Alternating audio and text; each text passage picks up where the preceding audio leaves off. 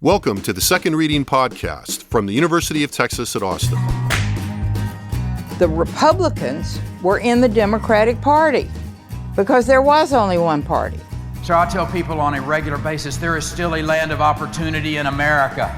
It's called Texas. The problem is, these departures from the Constitution, they have become the norm. At what point must a female senator raise her hand or her voice to be recognized over the male colleagues in the room? And welcome back to the Second Reading Podcast. I'm Jim Henson, director of the Texas Politics Project at the University of Texas at Austin. Happy to be joined by Josh Blank, research director of the Texas Politics Project. Happy Thursday, Josh. Oh, thank you. Thursday's a great day. It is. Yes. The promise of the weekend is coming. Right. It's, It's basically the weekend. It's the new Friday. Yeah.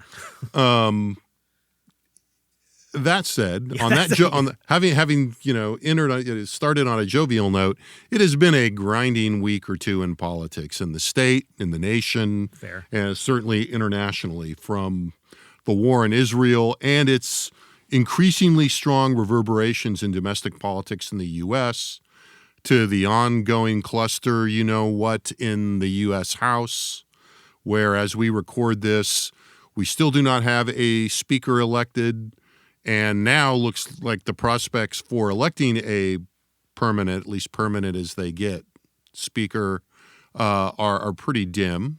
More on that in a sec. To new developments in the factional conflict ongoing in the Republican coalition in Texas. Politics are chaotic at this moment. A little bit. And they've been, the baseline of chaos has been higher for quite some time now, fair to say. Yeah. But it's, it seems like the baseline, quite a moment. Well, to your point, I think you used the word reverberations, and it's like the baseline chaos was still there, but, to the extent that, again, the things we're going to be talking about are intersecting with each other, it's sort of, it is creating a bit of a, sort of a reverberation more broadly. It's going up on the Richter scale, right? Yeah, I mean, I think we're going to try to find some prominent resonance in all these tremors. There we go. And we'll try to do that without imposing too much of a frame on it, and we'll see how that works out. But so let's just start with a major domestic news story in the country, just briefly. The struggle, and that's the struggle of the House, but really the House Republican caucus in the Congress to select a new speaker. And as we record this on Thursday morning, as I said, U.S. House still without a permanent speaker after Kevin McCarthy was ousted 2 weeks ago. Ohio Congressman Jim Jordan lost 2 votes in about the last 36 hours, I guess.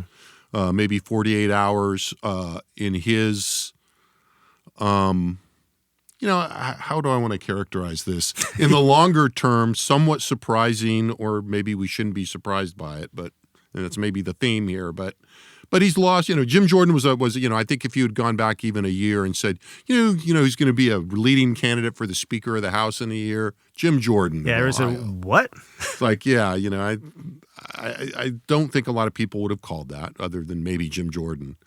But I don't even know if Jim Jordan would have called. But having said that, he's now lost, 2 votes. He lost his first vote by 20 votes. Was 22 shorts in a second try yesterday, Wednesday.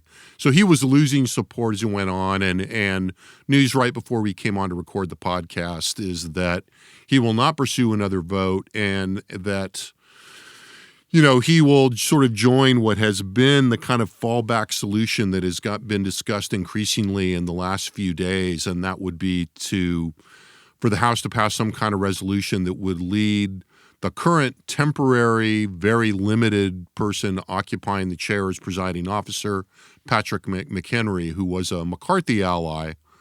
It would leave McCarthy in the chair as a speaker pro tem. McHenry. Yeah, McHenry. Yeah, with, some allowance for, limited powers for a finite amount of time. At least that was the deal that was being discussed, as of, the very early morning newsletters.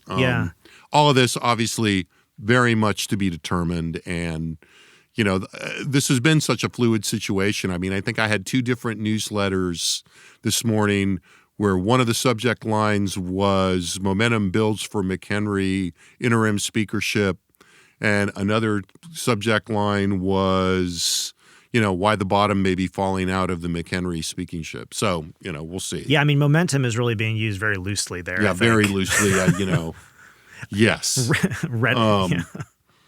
So, you will see. Now, not surprisingly, given the size of the delegation Texas has been playing a role in all this.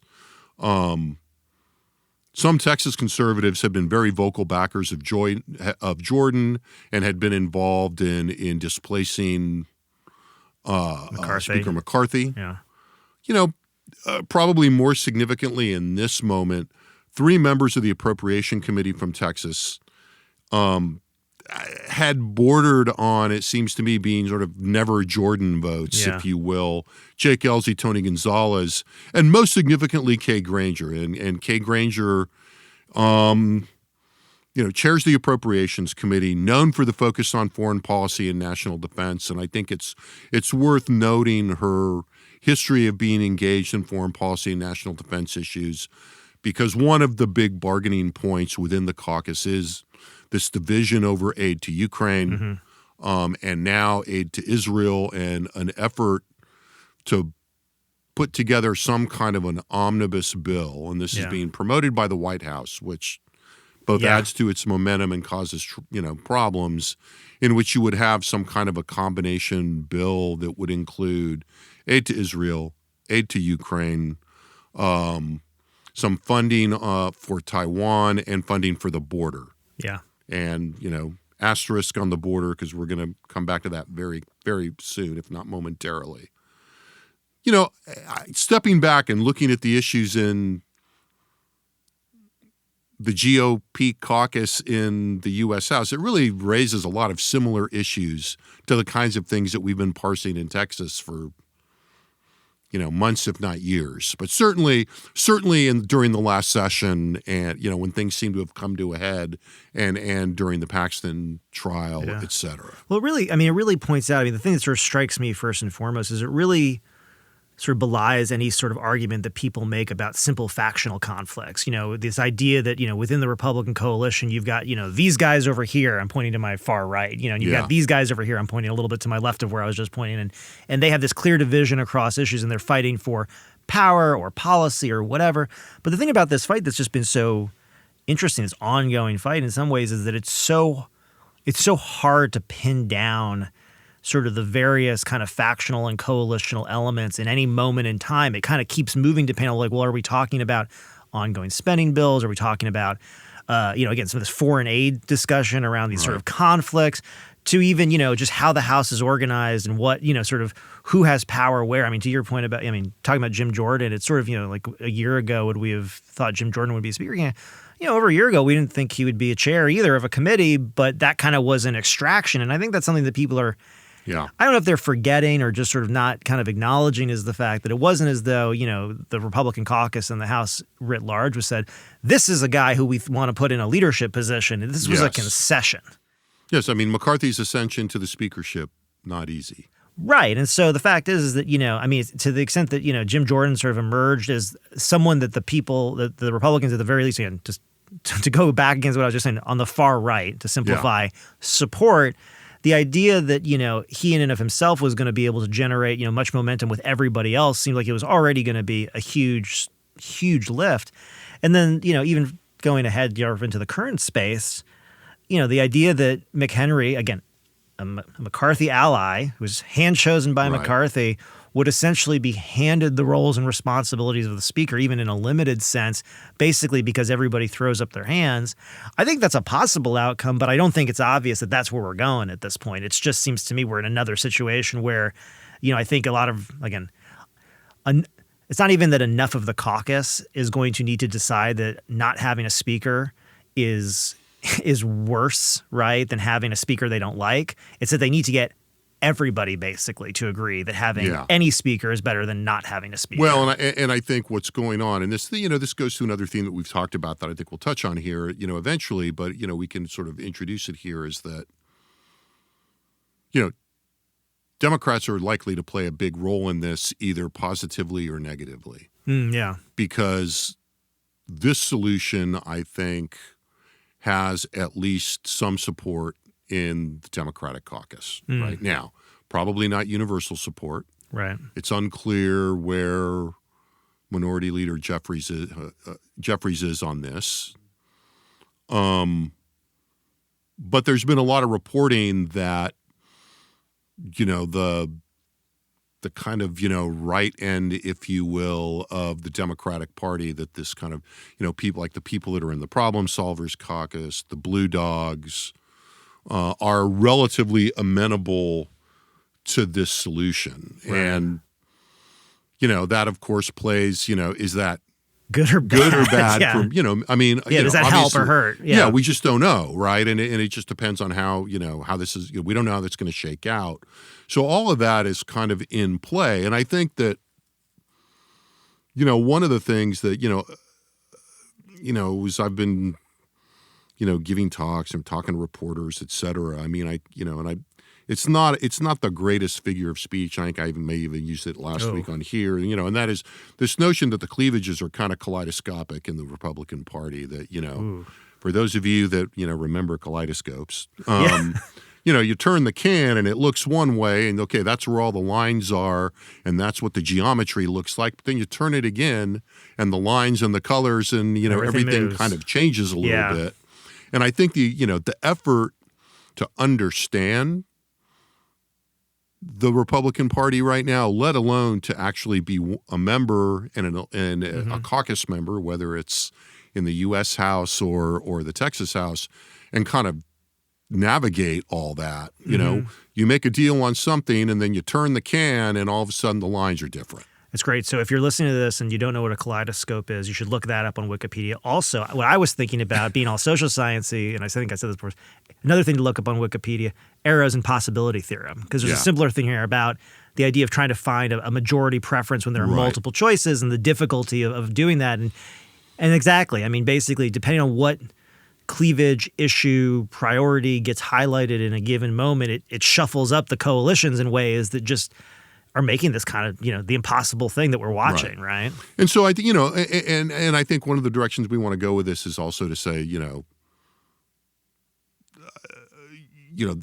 possibilities are not unlimited. There are still parameters here, if you will, and things like agenda management, as you say, with a sort of arrow, thinking about arrow. It shifts, according to, what the 3 or 4 items are on the agenda and what the object of the politics are, if you will. You have to, we're going to get to this, but you kind of thinking of people say, well, but how much has changed? It's like, the conflict in Israel probably shakes this up a bit in a material way, at least in the moment, right? It puts more pressure on the Republican caucus to come to some kind of solution. I mean, the idea of giving McHenry sort of ongoing temporary powers, which sounded, like a non-starter at the outset of all this, when it wasn't clear there was going to be something, now is something more palatable. And part of that is probably not just not being able to select someone, but also the fact that, the House is is ineffective in a moment of sort of, well, they're immobilized right now. Yeah. Well, completely unable to be effective is what I mean by that, in a moment of sort of, notable international conflict with a major U.S. ally. Right.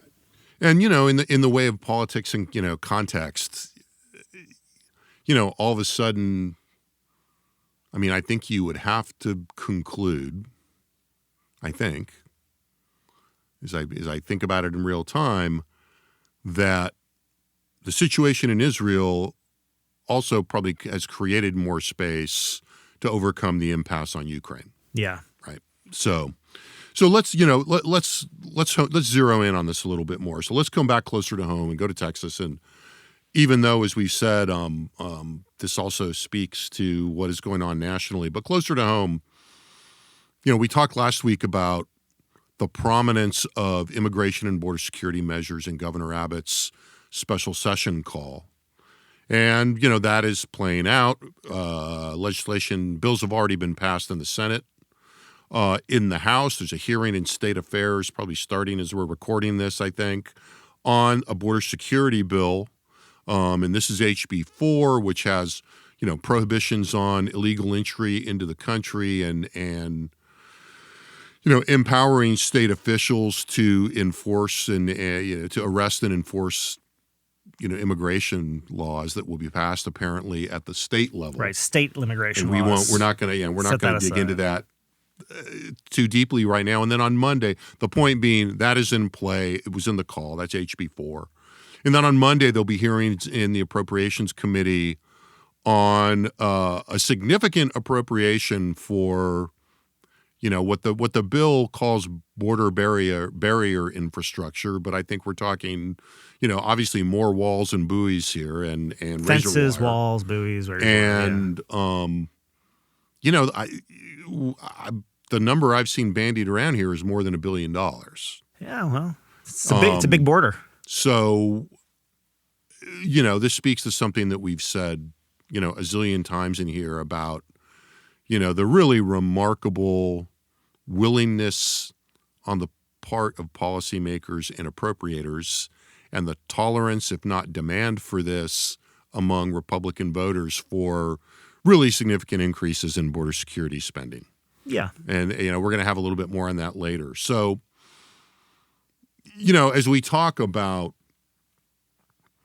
where the agreements are, where the cleavages are, underlines yet again, as we said last week, the degree to which border security and immigration are the great unifiers among Republicans, and there's just a huge amount of seemingly unstoppable momentum for this. You shared an interesting national poll with me earlier this week. Yeah. From I don't remember what the group was which group it was, and I apologize about that. But it was interesting in that it was testing a lot of sort of different messages around sort of democratic norms.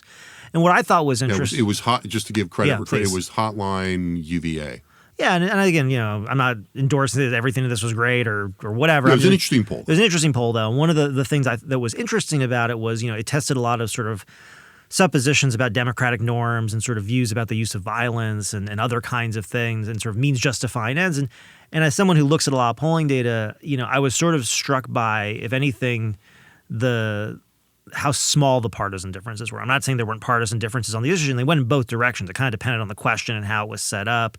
But it didn't strike me that, either one party or the other was necessarily overwhelmingly anti-democratic, in terms of the views they were expressing support for. And again, It's a little bit tricky here, and I'm just going to set that aside. Yeah. But where you did see a huge amount of difference, again, so we talk about this right now. We're in this moment where there's this whole, discussion about, who's committed to democracy and the importance of commitment to democracy. And it's especially coming from a lot of people on the left saying that the right's not committed to democracy. But within the electorate, it was actually relatively similar. Where there was a big difference, though, was the border and immigration. And there you saw, again, these sorts of patterns emerging again.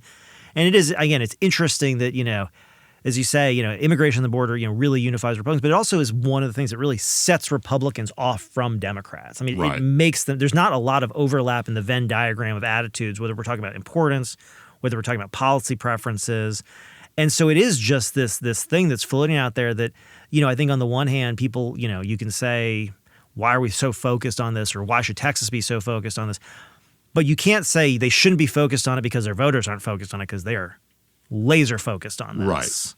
Right. And that's Crystal Ball UVA Center for Politics. Yeah.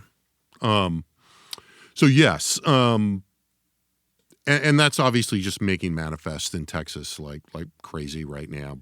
And it's also, and just to tie it back to the previous discussion, it's also one of the other kaleidoscopic cleavages that is, giving Republicans a certain amount of difficulty at the federal level, which is kind of crazy in some sense, because we're saying it unifies them. It does unify the voters, but part of the issue here has been, to some extent, disagreement among Republicans in the Congress even about how to best manifest policy related to the border.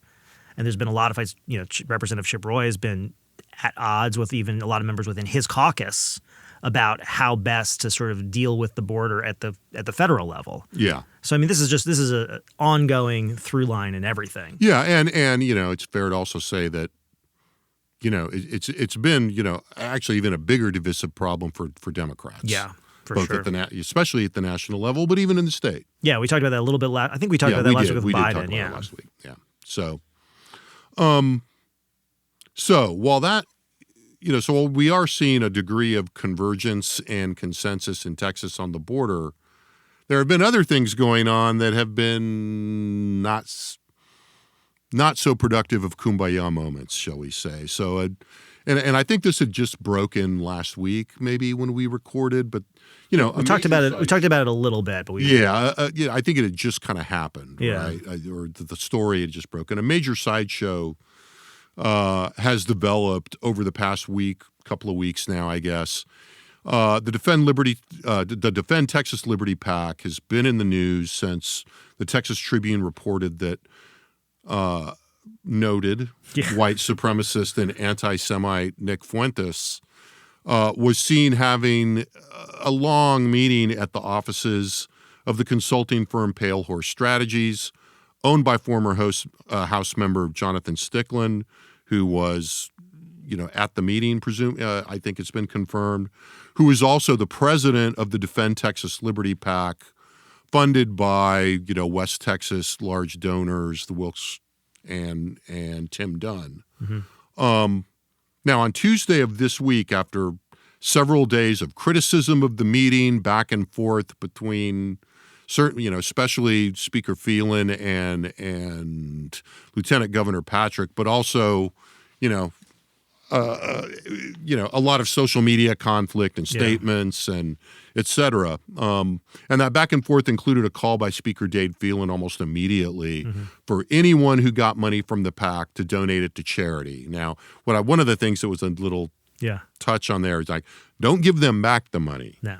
We don't want them to have the money to spend still. Give it to charity. Right. A nice move, I thought, tactically speaking. So we had that going on one side. On the other side, a certain amount of damage control by the lieutenant governor and by allies of the Defend Liberty PAC. A lot of, one statement in particular, and I think we did talk about this in here, the mistakes were made, quote unquote, statements that actually Lieutenant Governor Patrick delivered on behalf of, I believe, Tim Dunn. Yeah, Tim Dunn, he spoke to, is the funder. So in the wake of all this, earlier this week, Jonathan Stickland's name disappeared from the website without explanation, at least thus far that I've seen, that has been based on the reporting. And he was replaced as the head of the PAC by consultant Luke Macias, well known and as another, somebody who is very active in those same circles. And Macias had already been employed by the Defend Liberty PAC. Macias is known with Defend Texas Liberty PAC. And Macias is known for working with far right candidates. Yeah, exactly. That's his brand in the space. So it's not right. Exactly. Not a change of direction. Maybe some of you listen. Well, anyway, yes. Yeah. So it's also notable that in the immediate aftermath of this story coming out, the photo of Fuentes walking in and out of, I think, the Stickland's group's headquarters, and of Phelan's criticism of Patrick taking $3 million from the group, notably almost right before the beginning of the Paxton trial. Mm-hmm.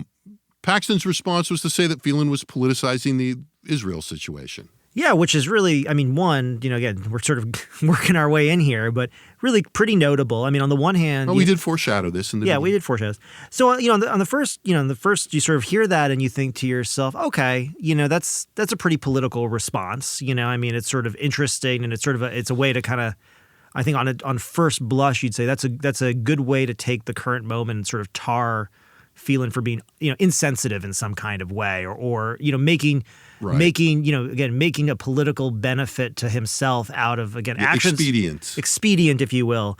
But it's also interesting because if you think about it, that statement to say, well, he's only doing this because of the Israel-Hamas situation, it sort of automatically raises this counterfactual, which is without the Israel-Hamas situation, without what happened there, then does that mean the contributions from the PAC to Patrick and others wouldn't have been an issue at all? Yeah. And it's like, well, I don't know. That sort of raises that the idea is like we're only talking about this because of the situation in Israel, and it's like, so you're saying we wouldn't have been talking about a very, very prominent white supremacist. Because it kind of seems to me that where that naturally leads, and we've talked about this, and others have too, but do you really want to follow that kind of defense in that counterfactual to its logical conclusion, which is kind of like, look, Nick Fuentes had dinner with Donald Trump and Right. Yeah, no. Well, this is, what's the big deal? Well, and that's the interesting. I mean, I think that's the other interesting piece of this, which is that you have. I mean, I'm not saying I could say this. I mean, I'm saying who's right or wrong here, but you can have Dade Phelan come out and say, point out the problems of this meeting.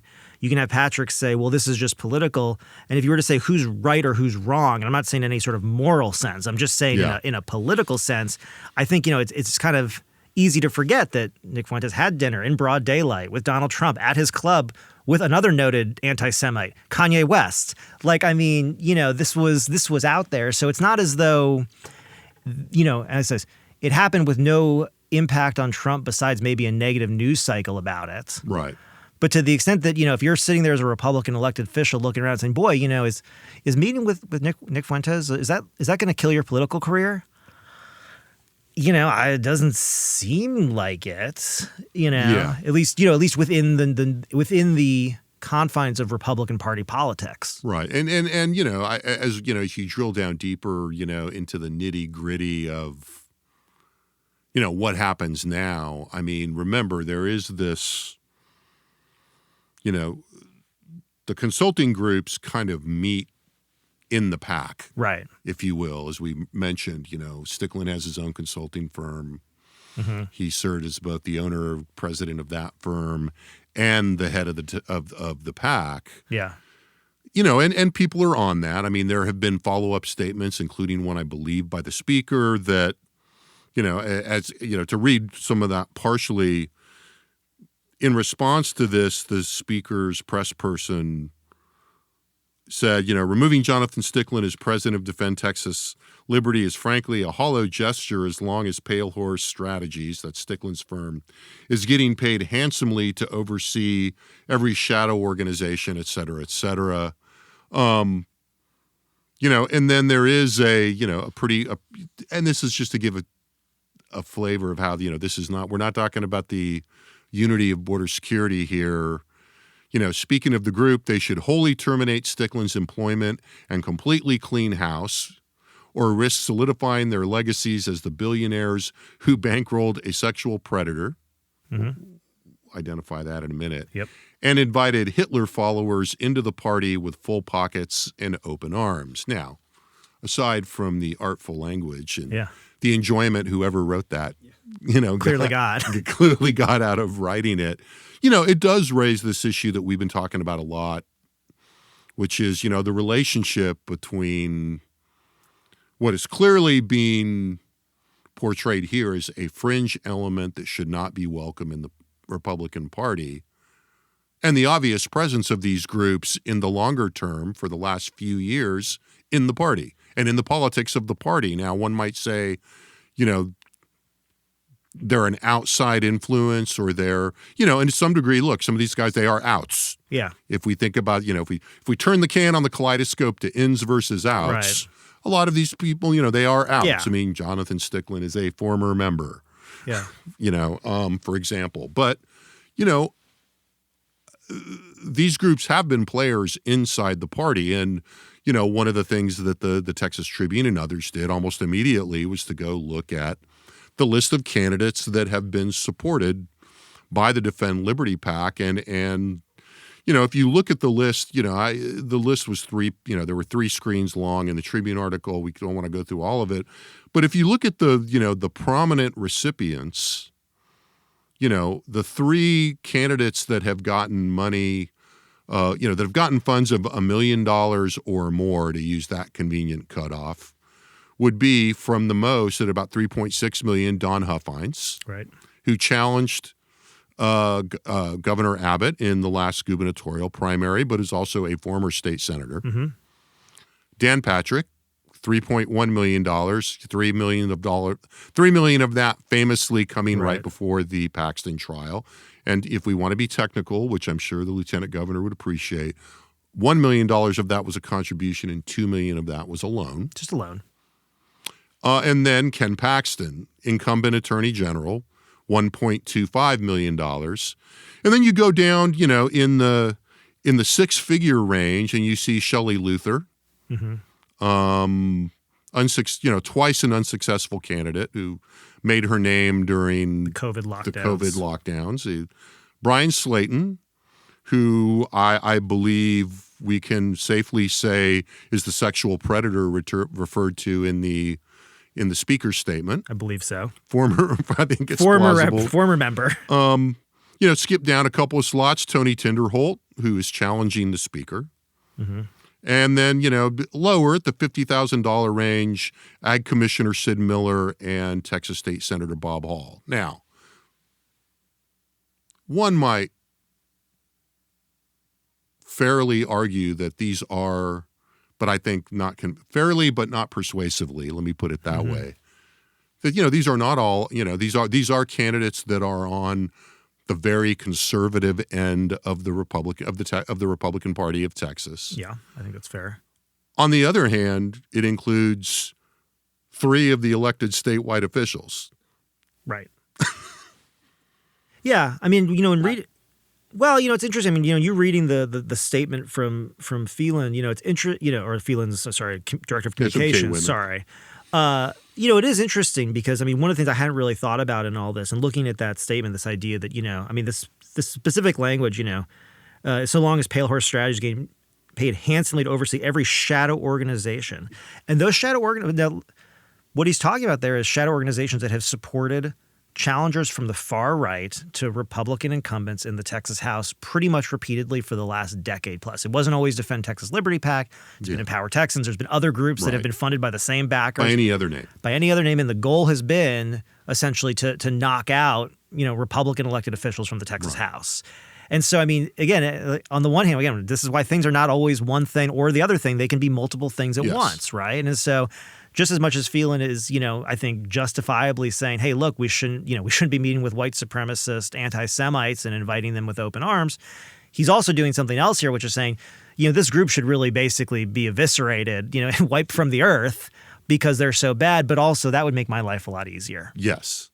In the world of, intra-party politics. In the world of intra-party politics. And I think, I think this is a good moment to step back and think about the longer trajectory again of the development and the increased. I was going to say rootedness, but then I want to say two things. I want to say both a subterranean kind of rootedness, but also a much more public role of what we would have thought of 15, 20 years ago as legitimate, as accurately as fringe elements. Right. But one of the things we said about the Tea Party over time, going back, which is where, Jonathan Stickland came from and, others in running in these circles, is that, we had always found, I think, as we wrote about the Tea Party and some of the, when we collected data on all that back in that period, a couple of things came out of that, right? One is that in terms of coalitional politics, what the Tea Party achieved was ultimately a seat at the table and a voice in the party. And this is in part the fallout of that, to my mind. Yeah, and I mean, and we're not, well, I'll say Jim Jordan too. Anyway, right. But yeah. And then the other thing we concluded about that was that while, and we had some, imperfect measures of this, I think, but still proximately good measures. Yeah. The other thing we found was that while there were a lot of Republicans that didn't really think of themselves as Tea Partiers per se, there was a lot of most. But there was also a lot of passive acceptance and support of the role that of the Tea Party's sort of force and influence on the party. That's right. We got a lot of people saying either when we asked, do you think the Tea Party has too much, too little, or about the right amount? I think there was about plurality responses would say, and we'd have to go back and look at this data, which is now all pretty old, but as I recall, there were a lot of plurality response saying about the right. Yeah, I think plurality right, and if you add right plus not enough, you got to a majority. I mean, it was a minority. I mean, the more that's important from this, it was really a minority of Republicans, even though most of them did not identify with the Tea Party. But among those Republicans who didn't identify with the Tea Party, if you just looked at their responses to that question, most would say about the right amount, and very few would say too little. Right. And all of that is to your point of saying that, when the opponents within the party of these kind of elements, let's put it this way, these disliked coalition partners is what I'm going to call them, maybe intensely disliked. Mm-hmm. When you see them saying, well, we're just, I'm shocked. Yeah. Let's just use that old saw. I'm shocked to see these kinds of politics going on. I think we have to take that with a grain of salt. Yeah. And to that point, the context matters. So tie some of these things together. I mean, you raised Jim Jordan again, and that's a perfect transition here. I mean, one of the things we have to look at is, the incentives to tolerate, embrace, or reject these, elements that, then get classified depending on the context as either coalition partners or fringe elements, has a lot to do with the context, right? Sometimes it's the context of the issues, but something that we've been thinking about a lot is it's about the degree, one factor here that to flag is that's the degree of competitiveness in the political system. Yeah, that's right. I mean, if you think about it, we've had, really close elections at the national level, cycle after cycle, which has led to really tightly divided Congresses, which is sort of, creating the problems we're seeing right now, and frequent majority flipping, right? We're also seeing, the same trends in Texas. We're seeing, gradual but clearly increasingly competitive Texas elections. And as we've talked about repeatedly, the fact that partisan primaries, mostly on the right, as the focus of much or most of the competition, where really, large funded groups can really, prop a candidate up. Doesn't mean they're going to win, and that's a different question, but can certainly create problems for incumbents. And the point is when you say take a step back and look at all that competitiveness, the issue here is that neither party can really disavow much of anybody. Right. Especially, when at the national level, when it's that competitive. At the national level, especially. And so, I think, and so at the state level, to follow that logic, I think on one hand, we are seeing, and I don't want to oversimplify this, but, one could argue that one of the things that we're seeing here is that as the state becomes more competitive, amidst more nationalized politics, I'm kind of making this up on the fly a little bit. Good. All things being equal, what you see is that the fringes become more empowered because they become more important to maintaining the majority coalition. Yeah, so what we talk, and this is great. I love this. I love that you said that because, we talk about a lot in political science, whatever, when you think about legislative bodies, it could be the Congress, it could be the Texas, you talk a lot about the pivot. You talk about, essentially who are the voters at the edge of the coalition that you need to bring along in order to get to a majority of votes. Now, that can be more or less consequential. If you've got a 30-vote majority, it doesn't really matter. You've got a lot of people you can get that last vote from. We think that the last vote that gets you over the majority support. If you have 2 votes or 4, well, traditionally what you think of if you imagine the parties being aligned along a left-right axis, the thought is that the pivot comes somewhere from the middle. Right. But now 2 things. One, the pivot can come from anywhere, right? Because that last vote could be anybody. They could be the leftmost member of the Republican coalition. They could be the rightmost member. It could be someone from the middle. Unclear. It depends on what issue you're talking about. But also what you're seeing more increasingly is especially members on the right, and this is true in Texas, true nationally again, originally elected during a Tea Party wave that was self-described as being insurgent, right? And willing to, challenge institutional norms to get to their ends. And so now what you're seeing is the pivot sort of all the way on the right. What's interesting is, again, I think it makes interpretation difficult because someone like, Jim Jordan is a great example who came in as an insurgent, as a firebrand, and has sort of slowly kind of, became an important committee chairman. Cleaned up his image. And he said, not because everyone thought this guy is a leader, but because that was what was extracted in order to get their support. But ultimately, what we're kind of finding is some of the limits to this notion of like how, again, to where and how, and again, I don't want to oversimplify this either because it depends on what you're talking about, where and how the rest of the party would say, right amount of power, too much power? Because I think right now, if you were to ask, especially members in the process, does this group have too much, too little, or the right amount of power? They'd say probably too much. Yeah, the threshold for wielding veto power over decision-making and leadership choices gets lower. Right. And so, if you oversimplify it in that way, in the way that we're talking about, the increased friction and the increased empowerment of the, this rightward, the rightward end of the coalition in Texas becomes a little more understandable right Yeah, now. As does the ability to invite them in and give them a seat at the table, but, more or less keep them in check. Well, and it's important here, again, because it's so competitive, and this is where these things come together, because it's so competitive, again, you can't, Dade Phelan can say, hey, we shouldn't associate with these people. We shouldn't, have anything to do with them. But when they're required to be, to create a majority coalition, whether in the voting electorate or actually in the legislature, you can't really do that. Right.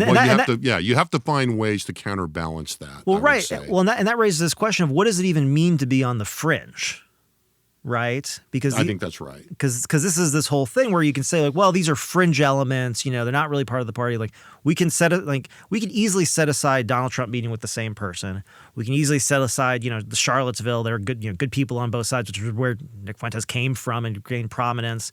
You can even set aside, sort of this idea of, sort of Trump during the last election cycle speaking to white supremacist groups and telling them to, stand down but stay ready. Yeah. And that kind of thing. And you do have to start to ask yourself, is this the fringe element of the party? I mean, is that right? Yeah. And look, I think we've talked about the data that we have in here. I mean, having presented a simplified version of this, when you start looking at what the attitudinal undercurrents of the voting base, right, and the ideological undercurrents or the ideological elements, if you want to call it, and the rhetoric that leaders use to appeal to their base. Invasions and such. Right. I mean, our data, where we ask people, who do you think is the most discriminated group, in the U.S.? What groups do you think experience the most discrimination right now? Mm-hmm. And half of Republicans say either whites or Christians. Right. And the shares of respondents that say that those groups receive them are experience the most discrimination increases when you look at essentially Republican primary voters, mm-hmm. the most intense Republicans, the most extreme conservatives. This idea that there is a mainstream. Mm-hmm. And then there's this fringe that's kind of distasteful and outside of the Republican mainstream. Right. Is a little harder to sustain. Yeah, I mean, there's, the data that you're citing it's not even that old. I mean, it's not old at all. We did this recently. From August. I forgot we did this recently. Yeah, because I forgot we did it so recently. Because it's actually a pretty consistent finding. Actually, well, this is about the fourth time we've replicated. Yeah, this is a consistent set of attitudes. And what was also found in that poll was when you asked questions about whether newcomers enrich Texas. You had, I think, north of 60% of Republicans saying no, they don't.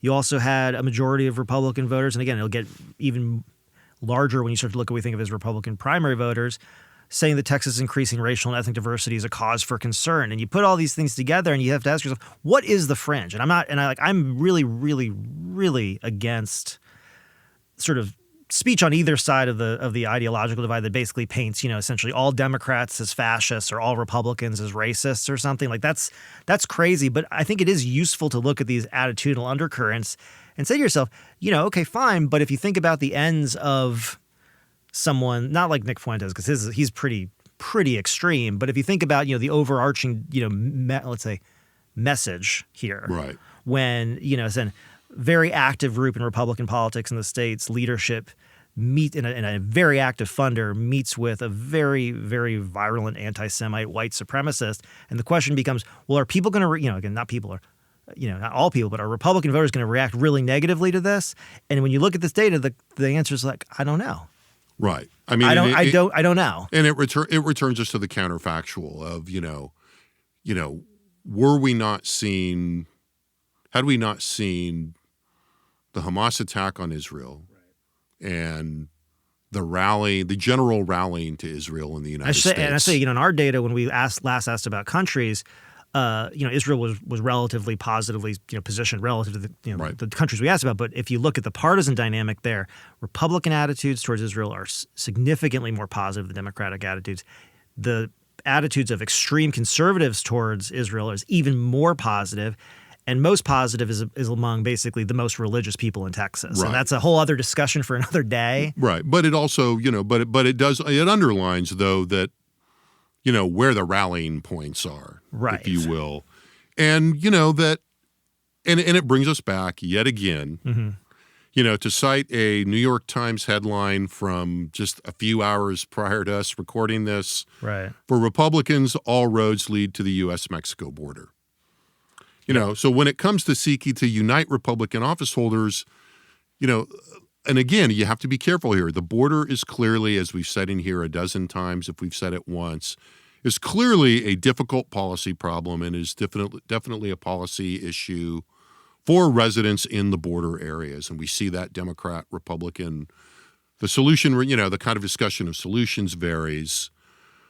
But I think at the state level, you have to look at all that stuff, is all of these elements, these attitudes about cultural identity, attitudes about the border, the management of coalitional politics, and connect all that, because it's, I think it's part of the political play across the board. This includes Democrats and Republican factions, is to try to divorce these discussions from the broader context, and particularly these broader these broader underlying attitudes about cultural identity and this kind of sense of, the preeminence or the prominence, the commonality, shall we say, of, what can be called a kind of white grievance. Christian grievance. Yeah, I would say white grievance and Christian nationalism. Right. Or, the sense of, kind of, persecution. I mean, that's what the discrimination data shows us. And I think you have to really try really hard to say, no, border security, the reason it really rings people's bells is simply because it's a policy problem. Because that's generally not true of anything. Right. And I don't know why it would only be true of border security and immigration, that it would somehow be divorced from these other adjacent underlying attitudes. And, to underline, and as we come to a close, how, one must, be a little careful about looking at one fight and drawing a line, but, a hard line between these factions, quote unquote, in the coalition and the broader, underlying politics here. So we have a clip from a Facebook ad that Speaker Phelan, I believe, his team rolled out yesterday. So if we could play that. Texas used to spend little on border security, but when Dade Phelan became Speaker, he increased border funding by 630%. Dade's finishing the wall, empowered Border Patrol to arrest lawbreakers, and designated Mexican cartels as terrorists. Dade's invested nearly $10 billion and won't stop. And Dade's next plan ensures border criminals are arrested and removed or given up to 20 years in prison. Southeast Texas's own Dade Phelan fights to secure our border. So there you go. Not California Dade. That does not sound like California Dade to me. No. So, look, I mean, I think, this underlines, several of the things we've been talking about. It, at the most obvious level, underlines the extent to which border security is the go-to binding agent if you are a Republican candidate.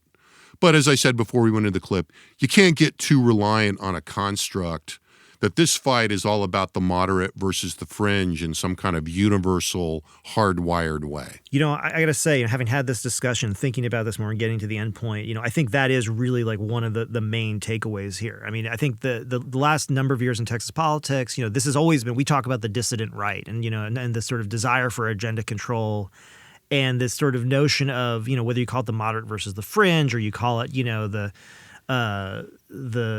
establishment versus whatever, the dissidents or the insurrectionists or whatever whatever you want to call it.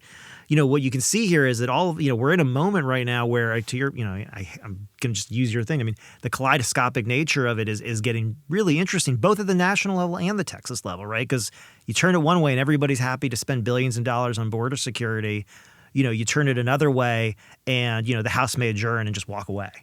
Right? And to say that this can be described as just simply a factional conflict, it's just not an accurate reflection of what is going on right now, especially as the quote-unquote fringe elements are being invited further and further into the mainstream of the party. I'm not even talking about the Nick Fuentes type, but I'm talking about like even someone like Jim Jordan, just as an example, right? I mean, look, Jim Jordan just came within, 20 votes right. of being third in line to the presidency. Jim Jordan. Yeah. It's like, go back and look up Jim Jordan. Picking on Jim Jordan per se, but I mean, if you locate Jim Jordan on the political spectrum and you locate him on both the ideological political spectrum and,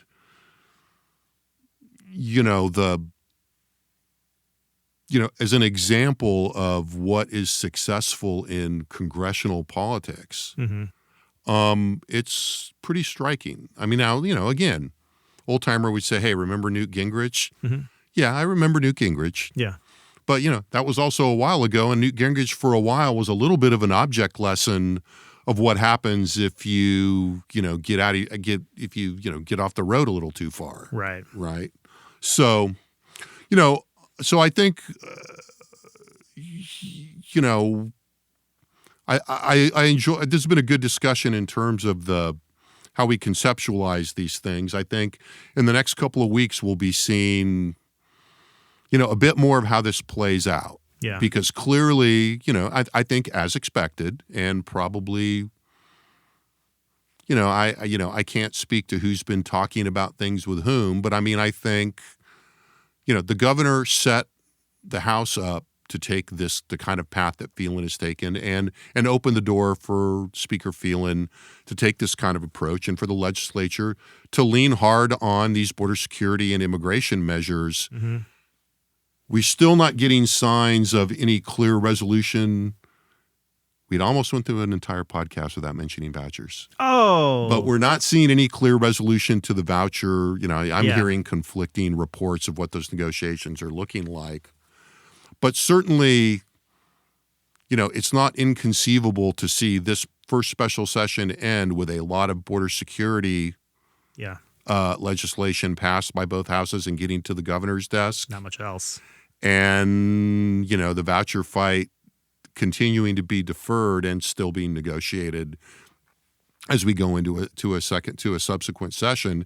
And again, as we said at the beginning, a couple of sessions ago when we talked about how the governor has set this up, this is not a particularly surprising outcome, I don't think, in terms of where we are, but I think it does invite attention to a lot of the issues that we've talked about today. So with that, thank you for being here, Josh. That was a fun, stimulating discussion, at least for us. We'll see what people think.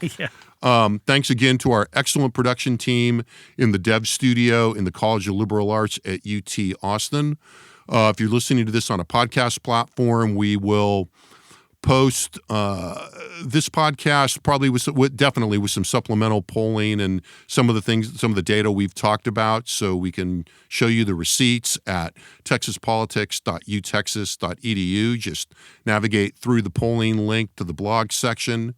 And above all, of course, thank you for listening, and we'll be back soon with another Second Reading podcast, and if you've made it this far, some fresh data.